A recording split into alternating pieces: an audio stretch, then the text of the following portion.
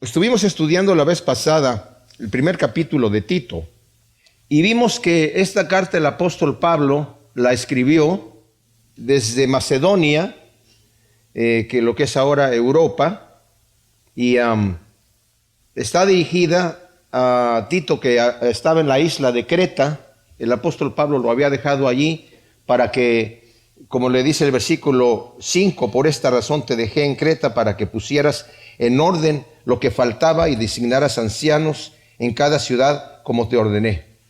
Vimos en la primera parte del capítulo que en la introducción el apóstol hace mención de la teología de una manera tremenda de lo que es las promesas que Dios nos ha dado a nosotros. Y una cosa que me llama la atención que dice aquí en este versículo, el versículo 2 dice acerca de la esperanza de la vida eterna que Dios, que no puede mentir, había prometido desde antes del principio de los siglos.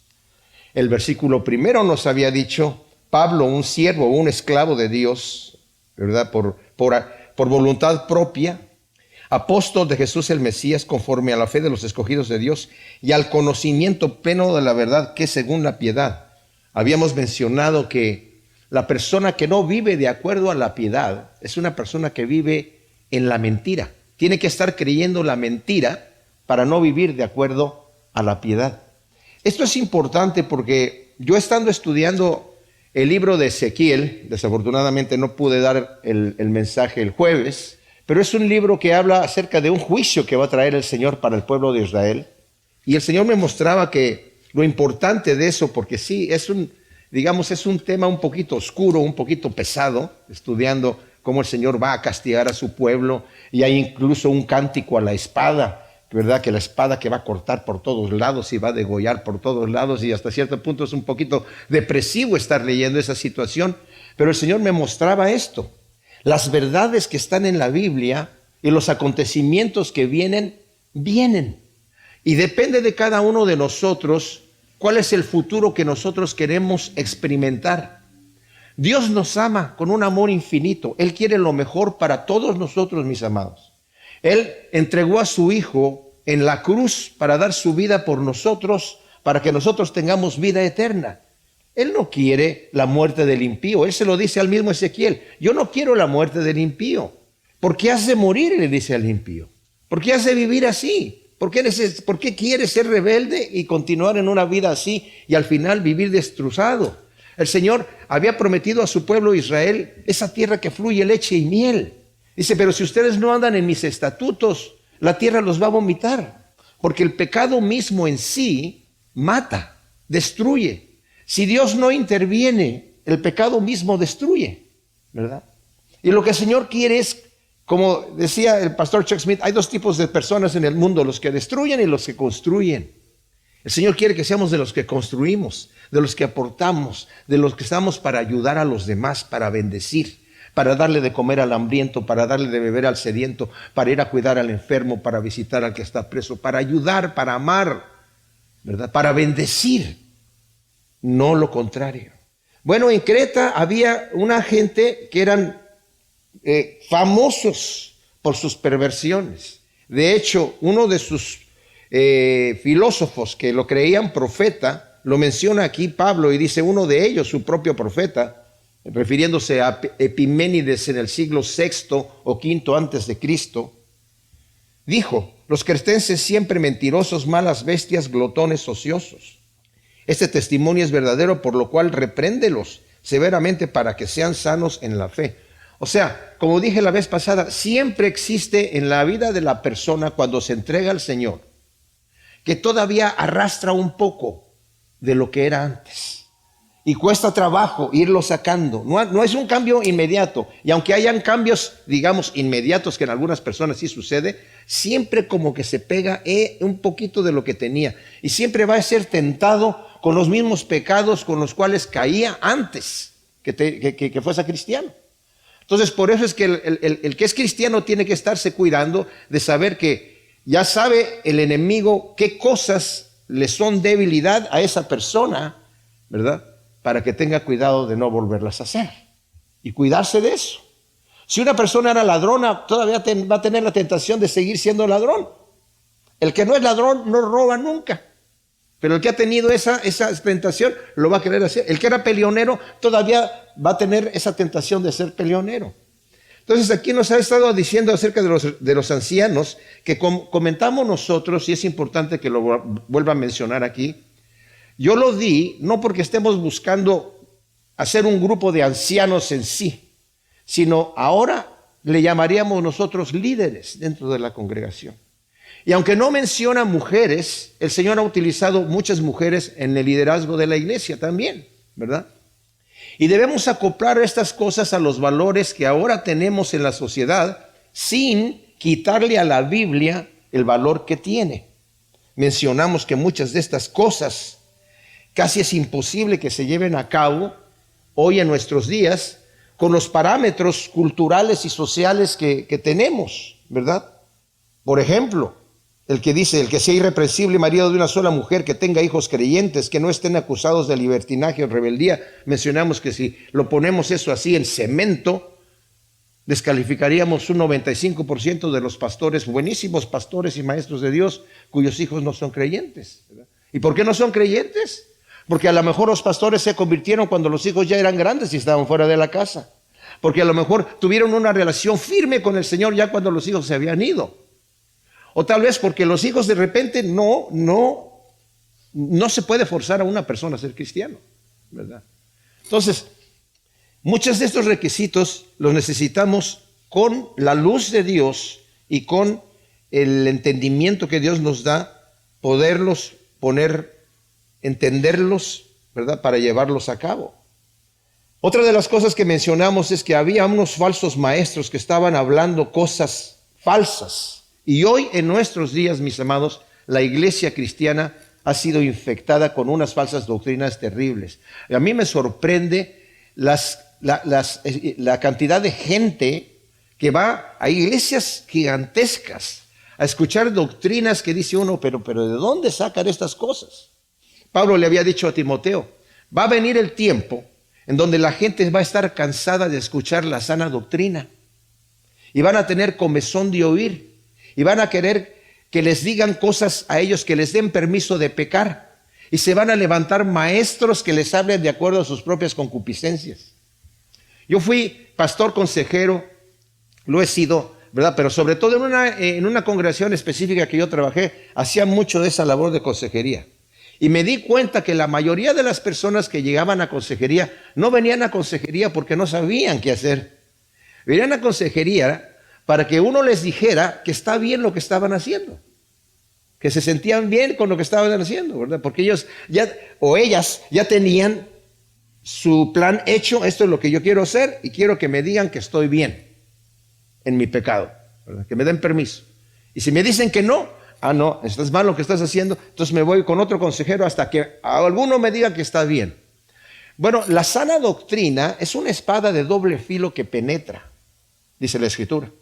Y corta, ¿verdad? Y a veces no nos gusta el corte, porque lo que corta corta la carne, corta lo que a nuestro cuerpo le agrada. Pero yo les digo una cosa, mis amados, si experimentamos ese corte que el Señor nos da a nosotros, pero a la vez experimentamos la sanidad que nos da y el gozo con el cual nos conforta después, es insuperable. Porque el fruto del Espíritu es amor, gozo, paz, paciencia, benignidad, bondad, fe, mansedumbre, templanza. Cosas deseables, cosas verdaderamente deseables. Entonces acaba de hablar de estas personas y termina el versículo 16. Dice, estas personas profesan conocer a Dios, estos falsos maestros, pero con sus hechos lo niegan, siendo detestables y rebeldes, descalificados por completo para toda buena obra. O sea, estos personajes no sirven absolutamente para nada. Ellos mismos predican estas doctrinas falsas. Ellos mismos viven así. Miren, mis amados, esta doctrina de la prosperidad que se ha hecho muy popular en nuestros días, dice, si somos hijos de un rey, pues necesitamos vivir a la altura. O sea que yo tengo derecho a tener mucha abundancia, mucha opulencia, porque mi padre es rico. y soy hijo de un rey. Jesucristo le dijo a Pilato, mi reino no es de este mundo. ¿Quién es el príncipe de este mundo? Satanás. Entonces, si yo digo que yo estoy viviendo con muchos bienes de este mundo, porque soy hijo de un rey, hay que tener cuidado de qué rey estoy hablando, ¿verdad? Porque si estoy hablando del príncipe de este mundo, pues entonces sería hijo del diablo, como el Señor le dijo a los fariseos, ¿verdad? Así que, ¿y por qué viene esa doctrina? Esa doctrina viene porque los que la inventaron necesitaban ellos tener un pretexto para mostrarse espirituales y a la vez tener los ojos en este mundo. La Escritura nos dice, tú no puedes servir a dos señores. No puedes servir a Dios y a las riquezas. Tú no puedes tener tesoros en la tierra y tesoros en el cielo. Muchos cristianos que andan en este tipo de doctrinas dicen, sí, yo sí puedo. Yo sí puedo servir a dos señores, yo sí puedo tener tesoros en el cielo y tesoros aquí en la tierra. ¿Cómo no? Y pues predican ese tipo de situaciones, ¿verdad? Y como dice la Escritura más adelante, aquí en el capítulo 3, versículo 3, porque nosotros también éramos en otro tiempo necios, desobedientes, extraviados, esclavizados por pasiones y placeres diversos, viviendo en malicia y envidia, aborrecibles y aborreciéndonos unos a otros. Eso es lo que nosotros éramos antes, ¿verdad? Ahora el Señor nos ha cambiado, nos ha transformado para que seamos de otra manera. Y lo que vamos a ver aquí, mis amados, ahorita, estas instrucciones que nos dicen aquí en el capítulo 2, no son populares hoy en día. No son populares. Hay gente que las ve como situaciones, este libro dicen, sobre todo hay un movimiento que se llama la iglesia emergente. Dicen, este libro está hecho para gente de aquella época. Eso ya está arcaico. Esto no funciona en nuestra época moderna del siglo XXI.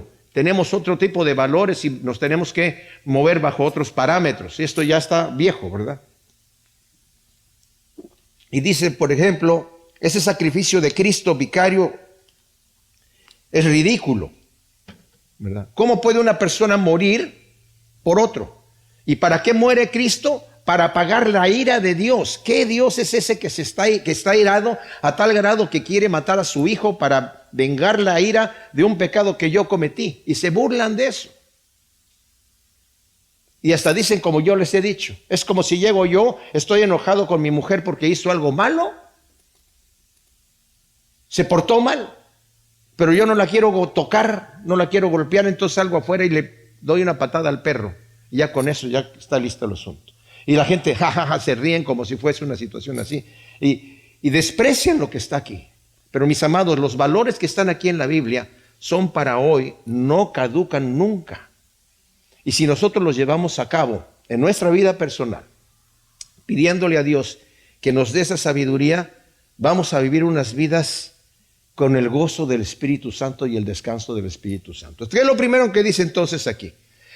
En contraste a estos que profesan conocer a Dios, pero con sus hechos lo niegan, siendo detestables y rebeldes, descalificados para toda buena obra, dice, pero tú, y pero tú lo contrasta con lo anterior. Hemos dicho, esta división de capítulos a veces no funciona, ¿verdad? Porque pensamos que está hablando de otro tema.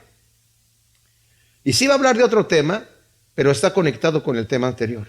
Pero tú habla lo que conviene a la sana doctrina. Vuelve a mencionar lo de la sana doctrina. Tú no te dejes llevar por aquellas cosas que estos tipos están hablando, dándole permiso a la gente de pecar para quedar bien, para que sus iglesias estén repletas. Y vaya que se llenan, vaya que se llenan. Aquí en la iglesia hemos tenido gente que ha pasado por aquí y se ha ido. Y se ha ido porque han dicho, por varias razones. Pero de repente hay gente que dice, es que aquí falta algo. Falta un shazam, que el Espíritu me toque. O sea, andan buscando un evangelio de sentimiento, ¿verdad? De sensación. Si la palabra, mis amados, no nos llena, si la palabra no nos toca y no nos sacude, estamos espiritualmente muertos, ¿verdad? Estamos espiritualmente muertos.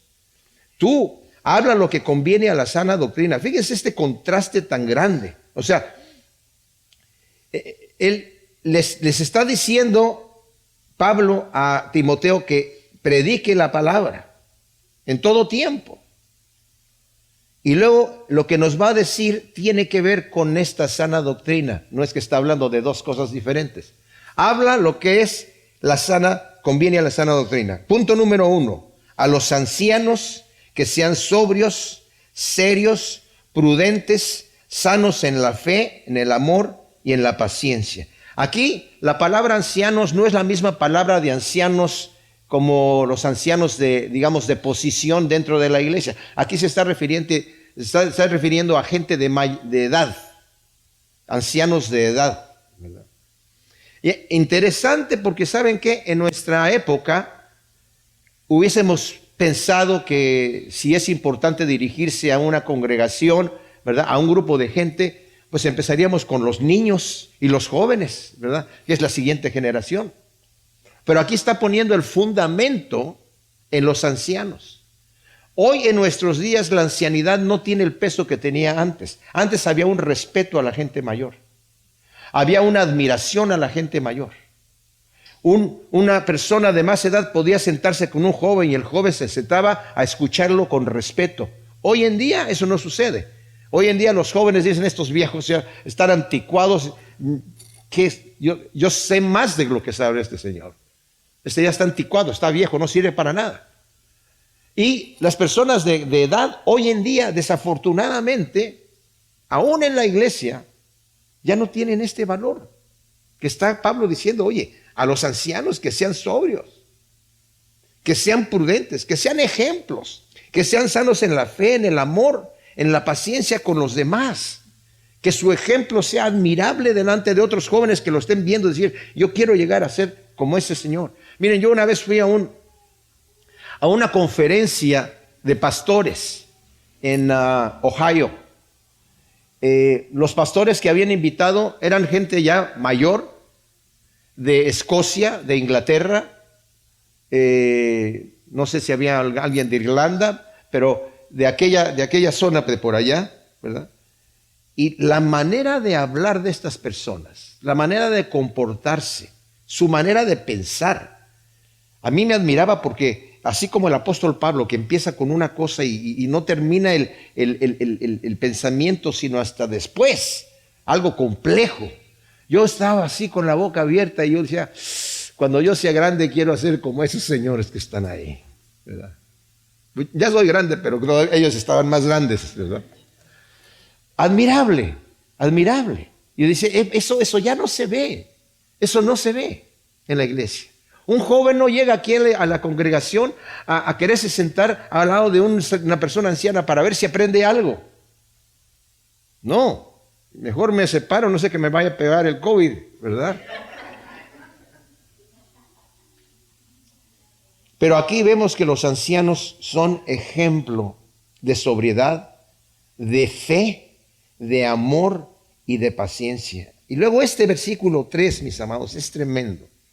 Asimismo, las ancianas que sean reverentes en la conducta, no adictas a chismes maliciosos, ni esclavizadas por exceso de vino, maestras de lo bueno, para que instruyan a las jóvenes a que amen a sus maridos, a que amen a sus hijos, a que sean prudentes, castas, dedicadas a los quehaceres domésticos, bondadosas, sumisas a sus propios maridos, para que la palabra de Dios no sea difamada. Fíjense qué tremenda cosa aquí.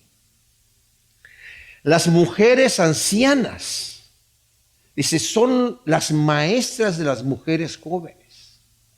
Porque la mujer joven se casa, ¿verdad? Se casa y hace sus promesas, ¿verdad? Se hacen los votos, y si los votos los hicieron bien hechos, son votos solemnes, ¿verdad? De cosas que tienen que cumplir, no sentimentales, ¿verdad?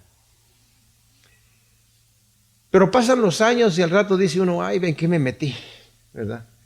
¿En qué me metí? Ya no es lo mismo. Ya ese amor se cae. Ese amor que antes estaba allí, que no se sentaban ni a comer porque se estaban mirando los ojos los unos al otro. Así, ay, yo te quiero mucho. Ay, yo también. Ay, mira, ay, ¿verdad? Qué bueno que esto se acaba porque si no, no comemos nunca. Y como dice Dobson, ¿verdad? James Dobson dice, cuando nos casamos pasamos de la ilusión a la desilusión. Pero la desilusión es buena, es poner los pies en la tierra. La ilusión es lo que no es algo que estamos viendo pero que no es. Entonces, ¿qué va a hacer una mujer joven cuando su marido ya no tiene esa chispa que tenía con ella? Yo me acuerdo que, bueno, Pedro dice, las mujeres que tengan maridos que no sean creyentes, gánenselos pero con el ejemplo, no con las palabras, no predicando y predicando. Me acuerdo que una señora fue con un pastor y le dijo, ¿sabe qué? Mi marido, desde que nos casamos, bueno, me trataba bien, pero ya llevamos muchos años ya, en donde el hombre no quiere venir a la iglesia. Ya me dijo, ya me estoy aburrido de ir a la iglesia, no quiero ir nada con la iglesia. Y llega y nada más se sienta a ver la televisión, no le interesa lo que yo haga, me trata mal, ¿verdad?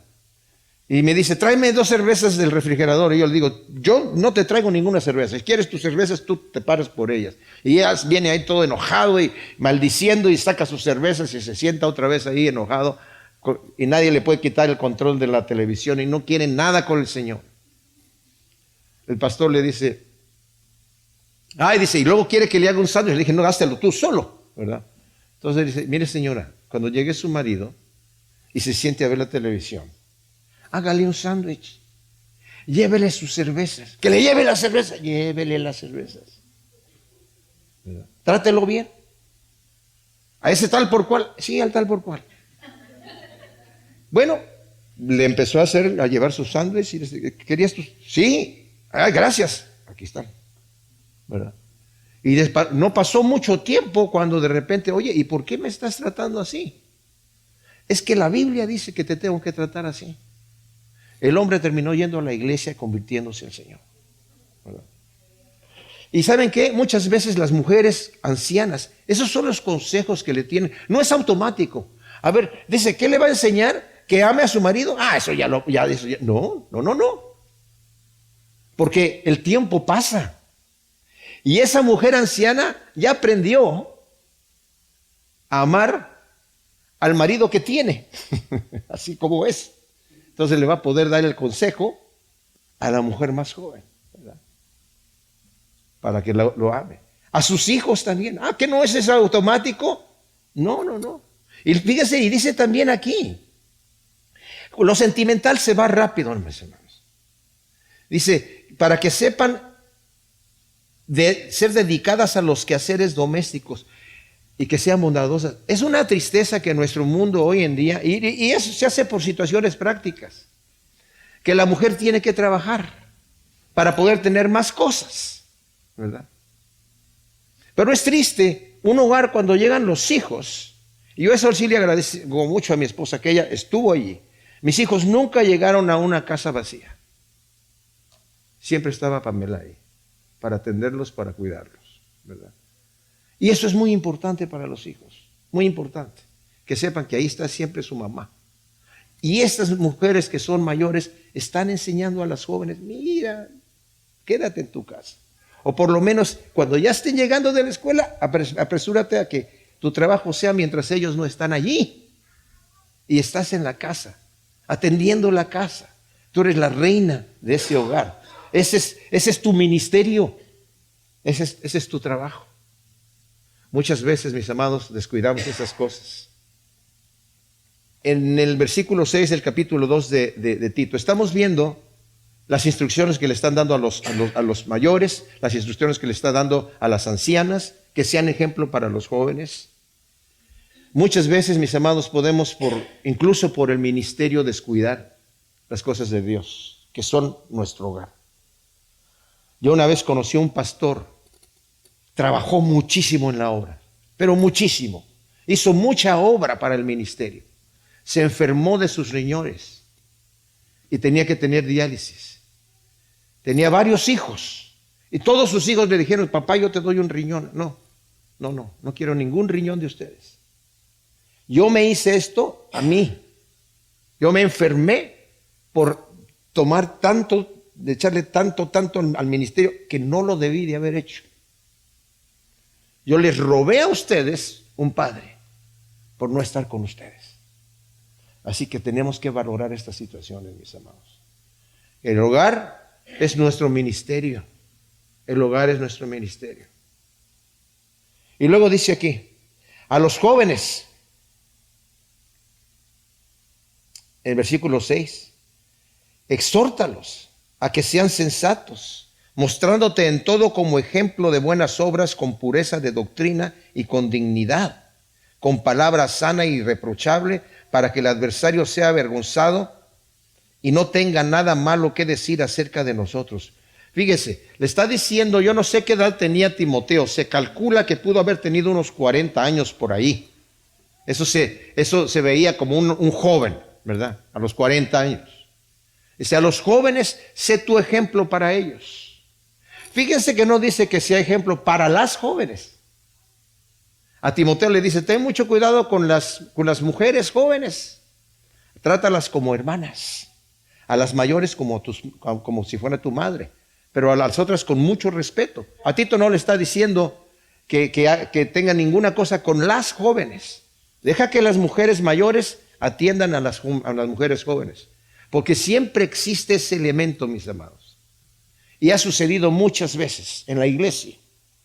Llega la mujer joven a consejería con el pastor joven que está allí, y tal vez está más guapo que su esposo, yo no sé, o a lo mejor está más feo, pero qué bien habla, la está escuchando, ¿verdad? Se sienta y ella puede hablar y hablar y hablar y decir lo que se le pegue la gana, y el hombre, ay, pues sí, no, este sí me escucha. Yo me acuerdo que fui a un seminario de pastores en donde nos dijeron, cuidado aconsejando mujeres. Siempre tiene que ser en algún lugar abierto, en donde te puedan ver otras personas. Y mucho cuidado, porque puede ser el tipo más feo, pero que la mujer se enamore de ti porque te la estás tratando muy bien. Y la consejería con una mujer una sola vez y se acabó. Si quiere volver a venir, entonces ya se la pasas a otra persona, preferiblemente a una mujer. Mira, habla con fulanita de tal, porque ya no quiere más consejería. Quiere venir a hablar con aquel que le está hablando y oyendo bonito, ¿verdad? Entonces, es bien práctico lo que Pablo le está diciendo aquí a Timoteo. Sé ejemplo. También se lo dijo, a Tito, se lo dijo a Timoteo también. Tú sé ejemplo a los demás, ¿verdad? Nuestra vida, mis amados, predica más con los hechos que con las palabras, ¿verdad? Entonces necesitamos ser ejemplo.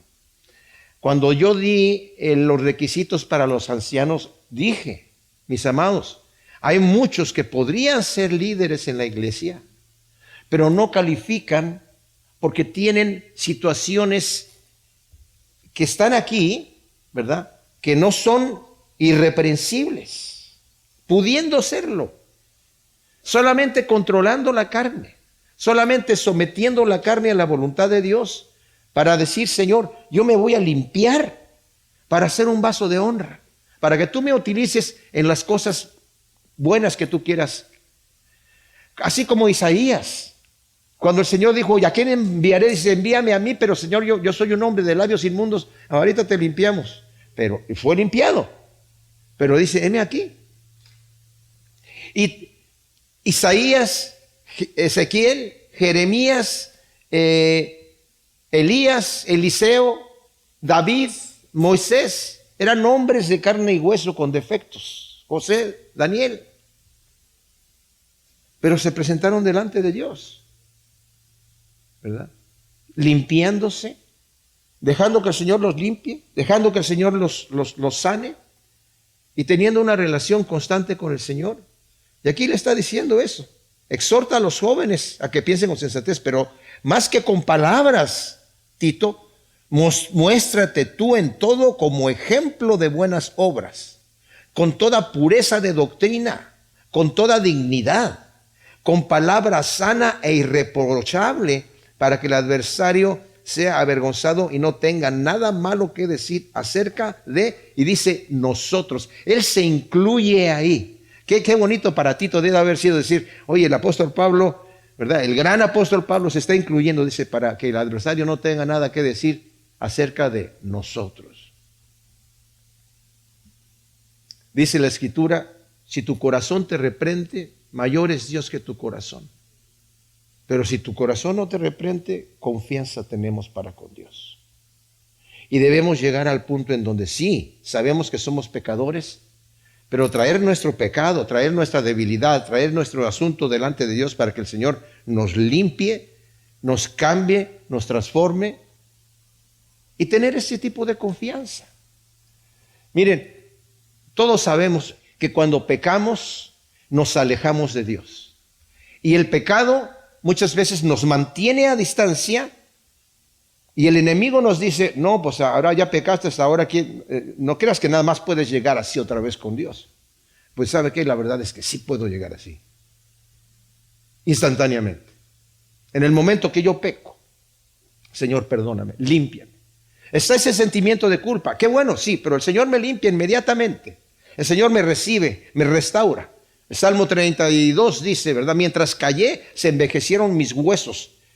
¿Verdad? Era yo como en sequedades de verano, pero apenas dije, voy a confesar mi pecado al Señor, tú ya me perdonaste. O sea, ni siquiera estaba la palabra en mi boca. Apenas pensé, voy a confesar mi pecado al Señor, perdonado ya. Así que, mis amados, esa es la confianza que debemos tener con el Señor. Porque ese tipo de actitud nos va a mantener unidos con Él. Nos va a mantener queriendo estar más con Él. Queriendo estar más con Él. Y debemos acostumbrarnos a estar con Cristo y no acostumbrarnos a no estar con Cristo. Que no sea el estar con Cristo una cosa extraña o rara. Ay, estuve un tiempo muy bonito con el Señor. Había mucho que no tenía ese tiempo con el Señor. Cuidado. Debemos estar acostumbrados a estar siempre con el Señor.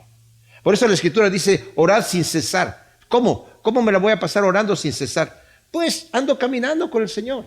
Ando pensando en Él. Sabiendo que Él está conmigo a donde sea que yo vaya. De esa manera no lo voy a ofender. Porque Él anda conmigo. ¿Verdad? No le voy a decir al Señor, mira Señor, quédate aquí afuera un ratito porque a donde yo voy tú no vas a querer entrar. Aguántame aquí 10 minutos y ahorita regreso, ¿verdad? No. Si el Señor está con nosotros, dice la Escritura, aquel que tiene la esperanza de verlo a Él, se purifica a sí mismo así como Él es puro. Y eso nos da confianza para estar con el Señor. Y luego dice aquí, a los siervos que se sometan a sus amos en todo, que sean complacientes, no respondones, no hurtando, sino mostrando completa fidelidad para que en todo adornen la doctrina de Dios nuestro Salvador. A los siervos, literalmente a los esclavos. Mencionamos que cuando Pablo dice aquí, Pablo, un siervo de Dios y el apóstol de Jesús el Mesías, en el primer capítulo, primer versículo, la palabra siervo es doulos, que es esclavo. Y también esclavo por voluntad propia. El esclavo, lo voy a volver a mencionar para los que no lo escucharon, pero brevemente. Los esclavos hebreos solamente podían estar esclavos por 7 años máximo. Y a los 7 años se les dejaba en libertad.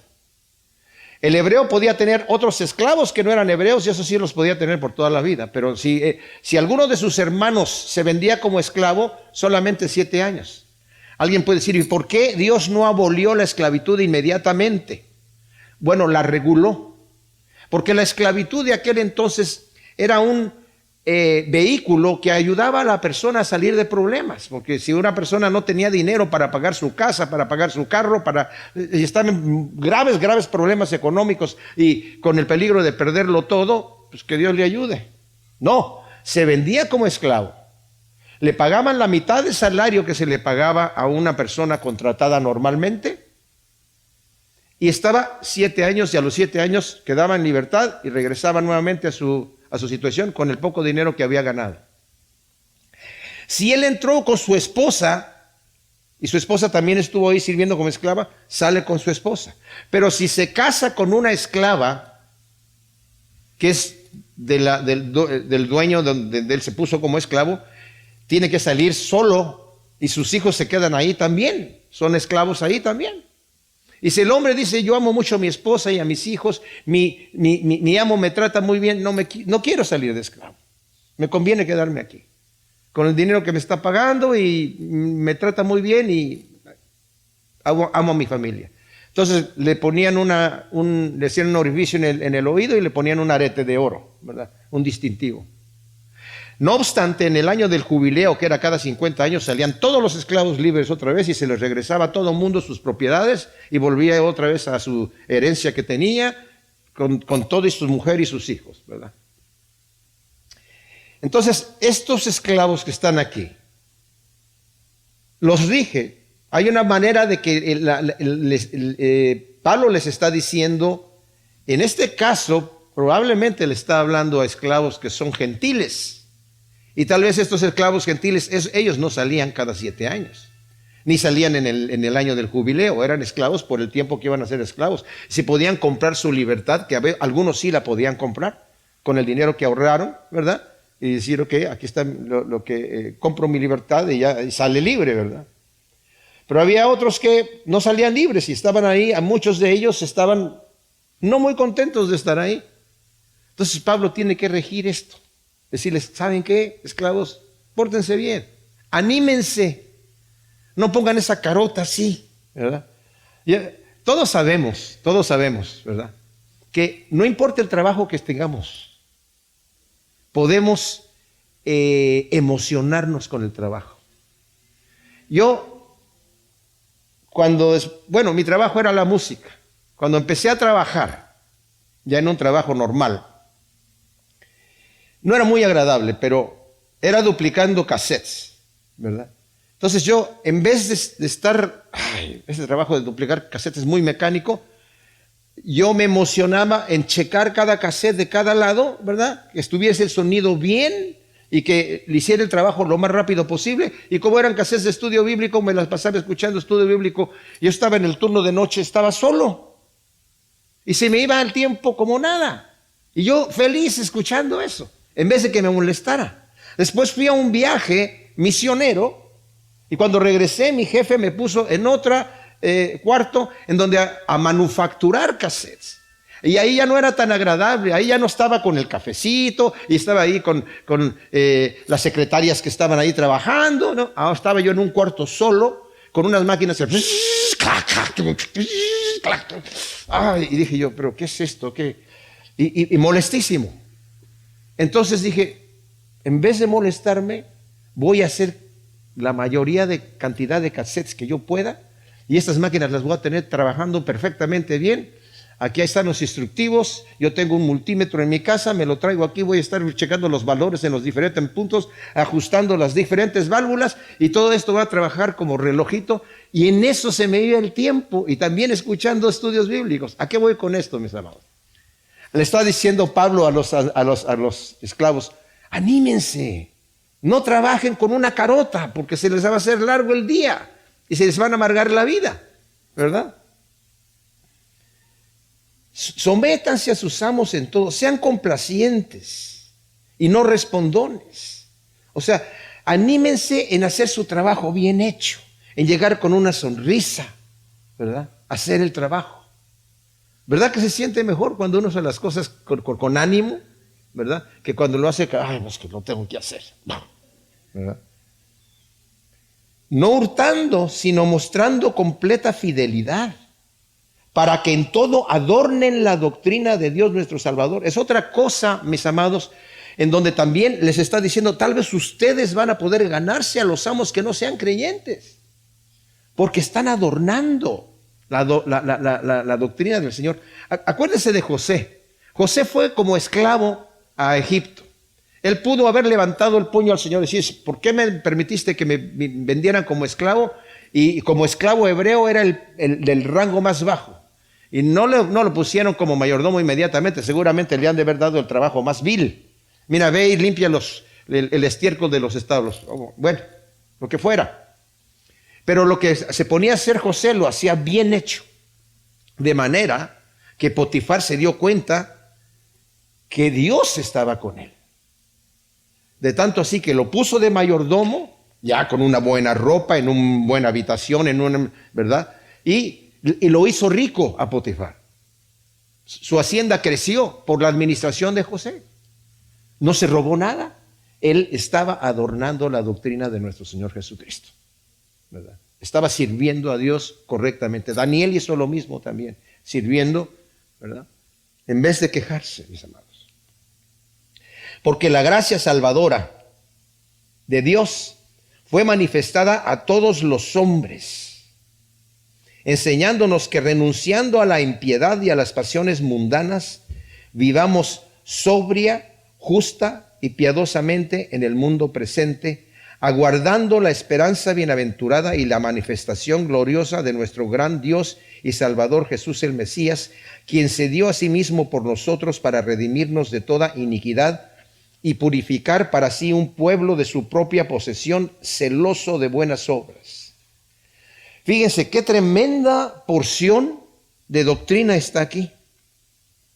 Dice, hay que adornar la doctrina de Dios nuestro Salvador. Adornar la enseñanza de lo que sabemos de Dios nuestro Salvador.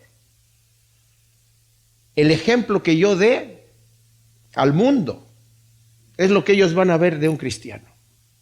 Ellos conocen a Cristo a través de nosotros, mis amados. Nosotros somos las manos, los ojos, los pies, la boca del Señor. Y lo que nosotros hagamos y digamos, eso es lo que ellos van a estar viendo. No que necesariamente lo aplaudan, no lo van a aplaudir. Si al Señor no lo recibieron, a nosotros no nos van a recibir. Pero no van a poder decir nada, porque con eso van a tener con nuestras acciones justas y nuestro ejemplo, van a tener las bocas tapadas, ¿verdad? Entonces dice que esta gracia salvadora de Dios fue manifestada a todos los hombres. Esto es lo que es la doctrina de Dios. La gracia salvadora de Dios fue manifestada a todos los hombres. Es lo que Dios quiere para la humanidad, para todo ser creado: la salvación, la vida eterna, la gloria eterna. En su presencia hay plenitud de gozo y delicias a su diestra para siempre. Dice, cuando vean aquellos que van a estar afuera, la gloria que se perdieron por no venir a Cristo, va a ser el lloro y el crujir de dientes de la desesperación. Enseñándonos que renunciando a la impiedad y a las pasiones mundanas, vivamos sobria, justa y piadosamente en el mundo presente. Fíjense, muchos creen que la gracia de Dios es algo automático. Yo por gracia soy salvo, entonces ya puedo vivir como yo quiera. Ah, sí, no, eso no es lo que la gracia de Dios me enseña. Aquí dice que la gracia de Dios me enseña que yo tengo que tomar una actitud de renunciar a la impiedad y a las pasiones mundanas y vivir sobria, justa y piadosamente en el mundo presente, aguardando la esperanza bienaventurada y la manifestación gloriosa de nuestro gran Dios y Salvador Jesús el Mesías, el que se dio a sí mismo por nosotros, ¿verdad? Y redimirnos de toda iniquidad, para purificar para sí un pueblo de su propia posesión, celoso de buenas obras. Eso es lo que Dios quiere de nosotros. Quiere un pueblo celoso de buenas obras. Señor, yo quiero hacer el bien. Quiero complacerte a ti, Señor. Yo sé que la salvación no es por obras, como lo leímos al final del capítulo 2 de Efesios. Dice, por gracia habéis sido salvos por medio de la fe, y esto no es de vosotros, es don de Dios, no por obras para que nadie se gloríe, porque somos hechura suya, creados en Jesús el Mesías, para buenas obras, las cuales Dios preparó de antemano para que anduviéramos en ellas. Qué glorioso es andar haciendo lo que Dios quiere que yo haga. Qué glorioso es servir al Rey de Reyes y Señor de Señores. Y qué bonito es levantarnos en la mañana a decir, Señor, yo sé que yo tengo mi trabajo, pero mi trabajo lo voy a hacer para ti. Lo voy a hacer para honrarte a ti. Dios se glorifica cuando yo mi trabajo lo hago para Él. Algunos creen, ¿verdad? O yo soy cristiano, estoy trabajando en una fábrica, ¿verdad? Entonces, Señor, yo voy a predicar tu palabra aquí a toda la gente. No. Yo predico la palabra trabajando para lo que me están contratando, ¿verdad? En mi tiempo libre puedo estar hablando de la palabra de Dios, pero si me han contratado para hacer un trabajo, ahí glorifico a Dios haciendo esas cosas. Yo no me imagino que José andaba predicándole a Potifar cada vez que lo veía, ¿verdad? Simple y sencillamente con su ejemplo, Potifar vio que el Dios de José estaba con él, porque donde ponía el ojo ponía la bala, ¿verdad? Todo le salía perfectamente bien. Aun cuando llegó a la cárcel, tampoco le levantó la mano al Señor, sino entra en la cárcel ahí, y a pesar de que se quedó 2 años extras, dice que todo lo que hacía lo hacía bien, de tal manera que el que estaba a cargo de la cárcel le puso a su cargo todos los presos que estaban ahí. Cuídalos, ¿verdad? Porque era un hombre que estaba adornando la doctrina de Dios nuestro Salvador. Ahora, si nosotros estamos con la mirada, como dice Juan, hijitos míos, no sabemos cómo vamos a hacer, pero sabemos que vamos a ser semejantes a Él cuando le veamos.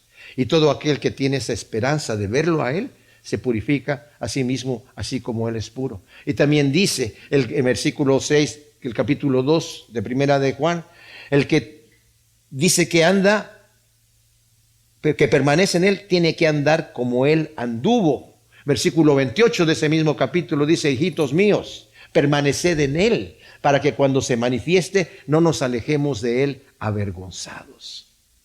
Mis amados, esta es una realidad. Esta es una verdad que viene. Nos vamos a enfrentar a nuestro Rey de Reyes y Señor de Señores. Y el Señor quiere que andemos con esta esperanza, ¿verdad? Renunciando a la impiedad y a las pasiones mundanas y vivamos sobria, justa y piadosamente en el mundo presente, esperando al Señor en su venida, ¿verdad? Quien se dio por nosotros. Gracias, Señor. Termina diciendo, habla estas cosas, exhorta y reprende con toda autoridad, ninguno te menosprecie. Bendito Dios, gracias por tu palabra. Ciertamente este capítulo es tremendo, Señor, y lleno de instrucción para cada uno de nosotros. Siémbralo en nuestro corazón, te lo pedimos, Señor, para que dé su fruto al 100 por 1 en el nombre de Cristo. Amén.